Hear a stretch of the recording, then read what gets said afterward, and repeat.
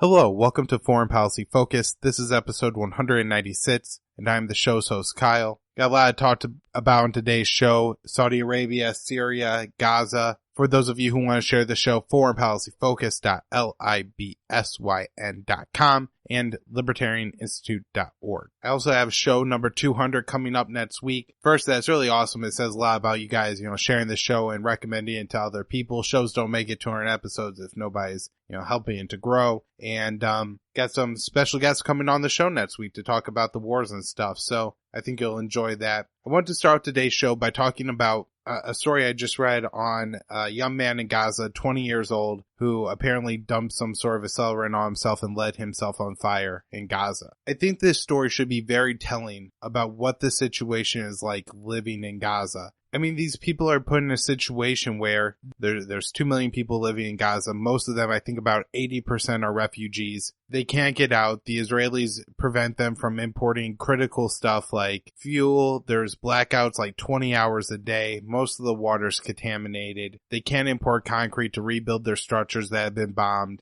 They can't even import wheelchairs when Israel is known to have their snipers shoot at the knees of the protesters, and so there's a lot of people who are disabled, lost lower limbs thanks to that. And at the same time, if you look at the situation and see what happens is that if anybody were to, do so much as to try to attack the fence, you're going to get shot and killed and then labeled Hamas. And that apparently, even if one person out of thousands who are protesting attempts to attack the fence, or, even 10, 20 or so, then the Israelis are free to fire onto the crowd and injure and kill children and whoever else happens to be staying there. Journalists and paramedics were also shot and killed during last week's protesting. And to set yourself on fire, which has to, one of the most painful ways to possibly, go in this world, really says something to what people view as their outcome and chances in life.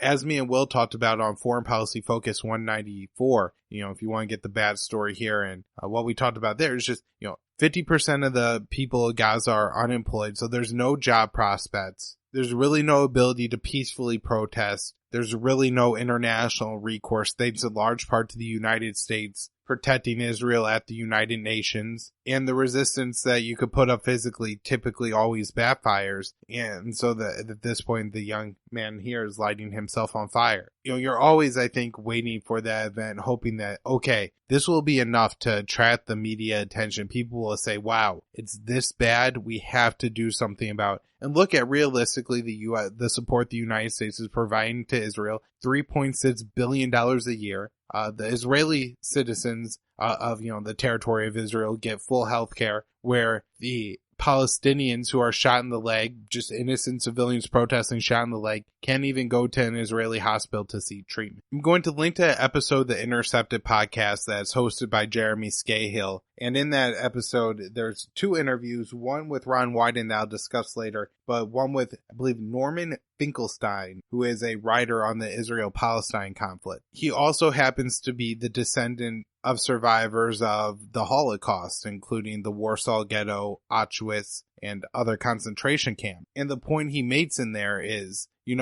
just because, the Jewish people were victims of the Holocaust doesn't mean that the state of Israel now can't commit crimes, war crimes, crimes against humanity against the people of Palestine or the Palestinians. And that's absolutely what's going on here. I think he makes that message very powerfully. I think he makes a lot of very effective and important points in that show. And listening to that podcast and then reading this story about this young man setting himself on fire, I found it to be a little bit eye-opening and really understanding that these people don't think there is any other prospect. They know that in the coming years that they're going to start to die. That there's just not enough food. There's not enough shelter. There's not enough electricity. The Israelis don't let in enough aid and other resources for them to possibly to continue to sustain the 2 million people that live there. And unless something is done by the international community, because they have no ability to defend for themselves, I guess at this point they figure all they have is their own lives and suffering, and maybe they could expose that enough to bring some attention to them. Some other news,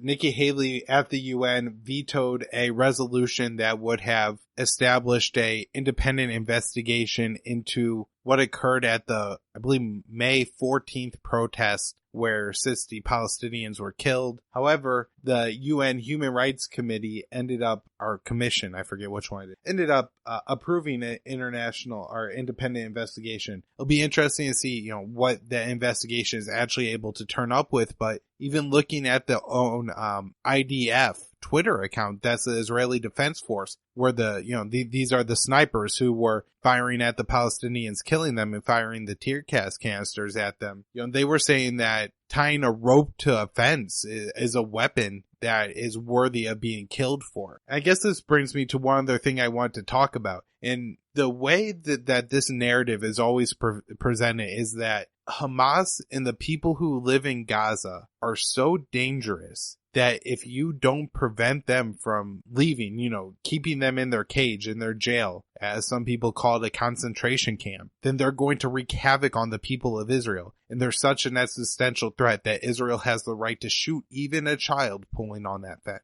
You can't, I guess, be surprised that so many of the viewers just come up with this idea that all Muslim people or all the people of Gaza or all the Palestinians must be some kind of insane rabid dog kind of terrorist that as soon as you turn your back, they'll stick a knife in it. When, you would think that kind of repression where you're talking about 2 million people at times only having 4 hours of power a day, not having enough water, not having enough food, parents watching your children growing up in this absolutely insanely stifling environment, young men realizing there's absolutely no opportunity, there's nothing whatsoever you could do to improve your own status and situation in life. And so they're obviously not those kind of people. And you could find a way, to either let the people of Gaza be their own sovereign state that's allowed to trade with their neighbors and, live lives of people that are guaranteed to the rest of those in the world. Or I guess, you just continue to slowly kill them off. And,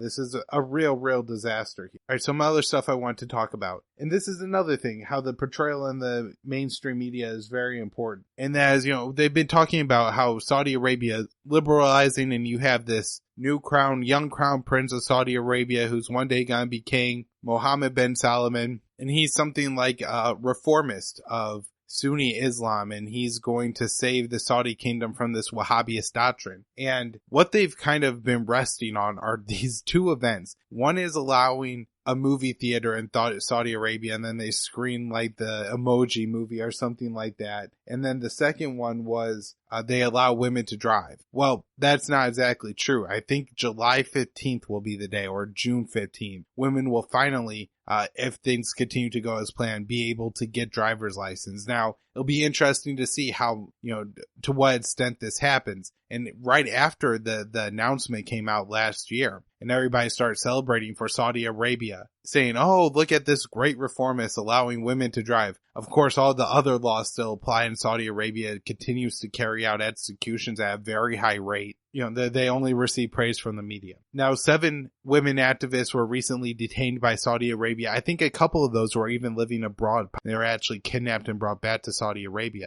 Right after Saudi Arabia made the announcement that they were, allowing women to drive, they actually issued this warning that really wasn't reported, saying to the, the feminist activist kind of people in Saudi Arabia, don't go making statements on this. And I think it's also interesting how Saudi Arabia, Mohammed bin Salman, gets away with getting all this, positive press about allowing women to drive, not only while he's committing a genocide in Yemen, but at the same time said that he needed a year to set up the rules and regulations for women to be allowed to drive. This is completely ridiculous. If he was really a reformist, if he really believed that it was the worst kind of, humanitarian crime to deprive women of rights that are deserved by every human being on this planet, and he's going to allow women to drive, then he would have done that. The OPCW, which is the International Chemical Weapons Watchdog, released a report saying that Assad used chemical weapons in February of I believe this year, in Idlib, Syria. The report claims that something like chlorine gas was used and 11 people were injured. Now, it's important to note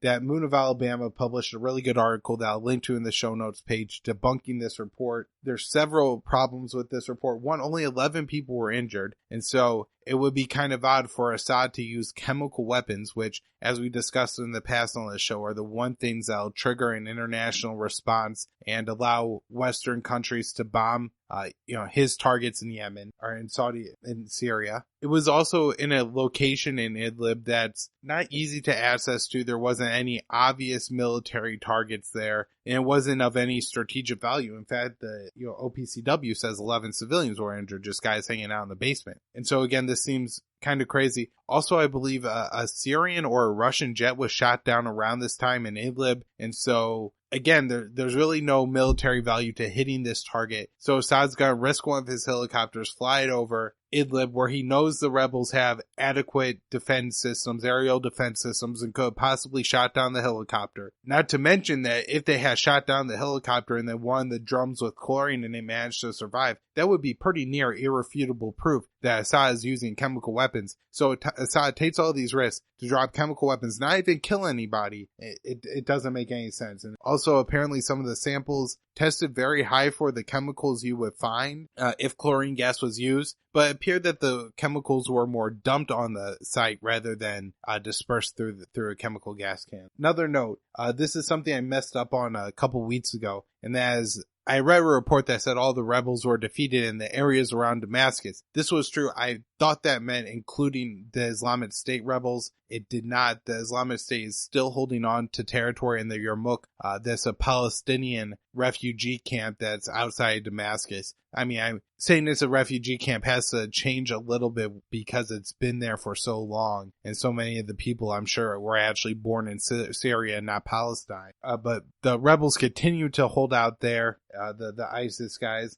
I saw reports today that they have finally reached a ceasefire, so we'll see if they actually end up leaving the area. The European Union issued, I guess, a credence or a ruling or whatever the hell they do that said that no European countries can comply with the U.S. sanctions on Iran. In a way that I think this is a positive sign. I would really like the European Union to remain within the nuclear agreement because that takes the pretext for American war against Iran off the table.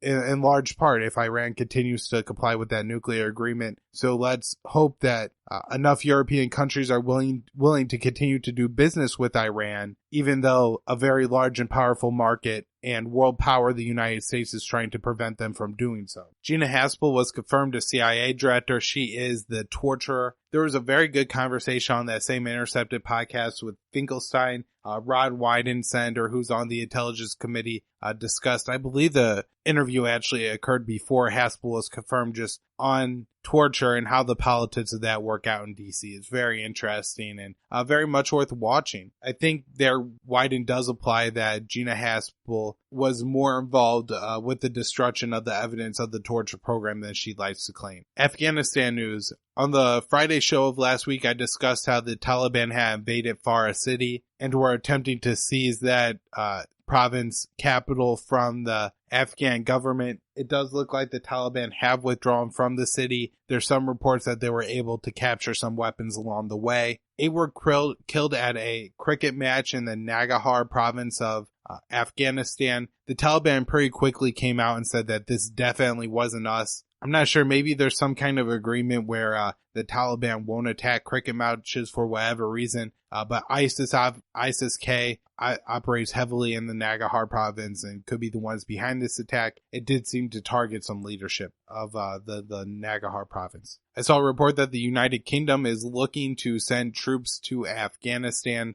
They already have a couple hundred troops there, I believe 650. And so we'll see if they do that. Obviously, I mean, the situation in Afghanistan is getting worse, and the United States and Donald Trump may be leaning on the UK and other European allies to send more troops to keep the U.S. troop numbers and levels down. And to expand on that, Trump again complained that the NATO allies were not meeting their spending requirements according to the NATO agreement. I think they're supposed to spend around 2% GDP on defense. I think this shows a couple very important things. One is kind of the moral hazard of having a huge alliance like NATO where the countries, one could act more belligerently because they know they're backed up by the United States, but also don't have to spend as much on their own defense because they know whatever they spend is absolutely minuscule to what the United States will spend. And if they were ever in need of a large army, the U.S. Army would be the one to help them, not really their own. This is the kind of campaign rhetoric that Trump was talking about that, was more positive than the rest of it. So, maybe he is drifting back towards his a little bit more of a America first type of foreign policy. Doesn't seem like it from the rest of the world, but these statements are always ones that you want to see from Trump.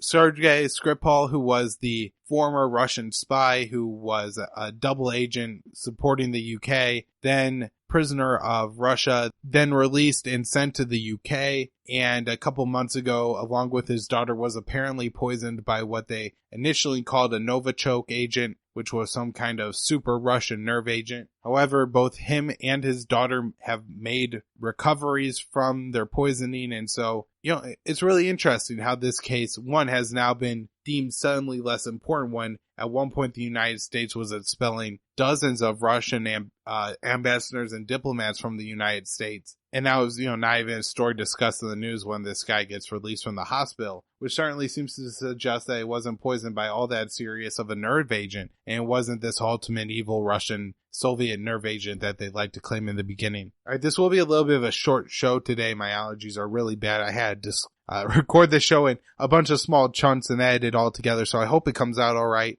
Hopefully I'll be back on Wednesday's show. I would like to discuss what's going on in North Korea with the potential talks and this idea of Libyan-style denuclearization. So tune into that show for that. foreignpolicyfocus.libsyn.com to get all the shows. Libertarianinstitute.org has everything I do, my daily news roundup, and this podcast. You can also find my work at immersionnews.com, at KYAAALE on Twitter, Libertarian Union on Facebook, and Immersion News on YouTube and BitChute. Thanks, everyone.